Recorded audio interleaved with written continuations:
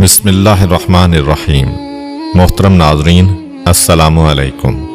ایک مرتبہ حضرت عیسیٰ بن مریم علیہ السلام کسی پہاڑ کی چوٹی سے گزر رہے تھے۔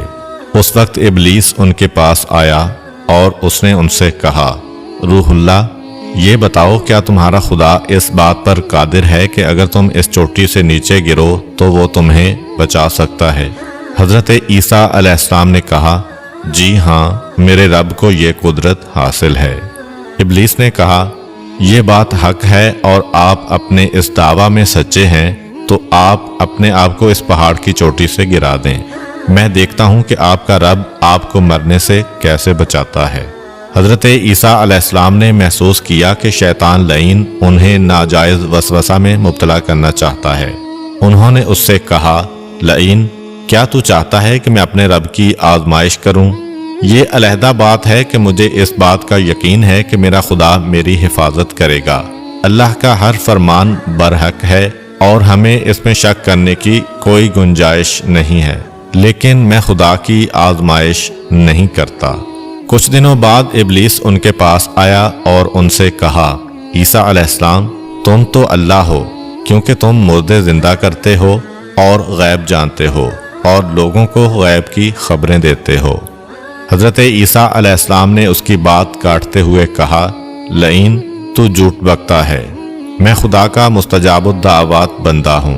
اللہ میری دعائیں قبول کرتا ہے اور اسی کے حکم سے مردے زندہ ہوتے ہیں، اور جہاں تک غیب کی باتوں کا تعلق ہے تو خدا مجھے غیب کی اطلاع دیتا ہے، میں لوگوں کو اس کی خبر دیتا ہوں۔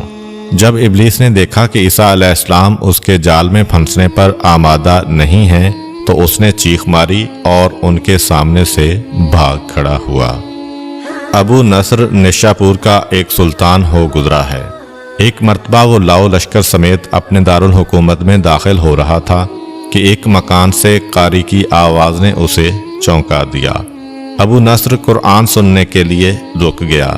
قاری نے دلسوز آواز میں سورہ آل عمران کی آیت نمبر 26 کی تلاوت کی، جس کا ترجمہ یہ ہے، آپ کہہ دیں کہ اے اللہ، تو ہی مالک الملک ہے، تو جسے چاہے سلطنت عطا کرے اور جس سے چاہے سلطنت چھین لے، اور جسے چاہے عزت دے اور جسے چاہے ذلت دے، تمام بھلائی تیرے ہاتھ میں ہے، بے شک تو ہر چیز پر قدرت رکھتا ہے۔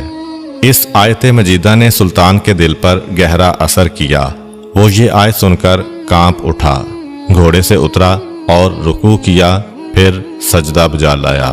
کچھ عرصہ بعد اس قاری کی وفات ہو گئی۔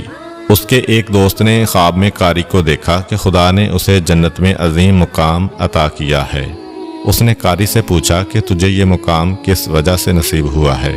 قاری نے جواب دیا، میں تو ایک بدکار اور گناہگار انسان تھا، میرے نامہ اعمال میں کوئی خاص نیکیاں نہیں تھیں، مگر اس کے باوجود خدا نے مجھ پر خصوصی کرم کیا اور مجھے یہ مقام عطا کیا، اور خدا نے مجھ سے فرمایا، تو نے دنیا میں ایک سلطان کو ہماری عظمت یاد دلائی تھی، اس کی وجہ سے ہم آج تجھ پر رحم کر رہے ہیں اور تجھے بلند مقام عطا کرتے ہیں۔ جی ہاں، اللہ تعالیٰ کا فرمان ہے، فاذکرونی اذکرکم، تم مجھے یاد کرو، میں تمہیں یاد کروں گا۔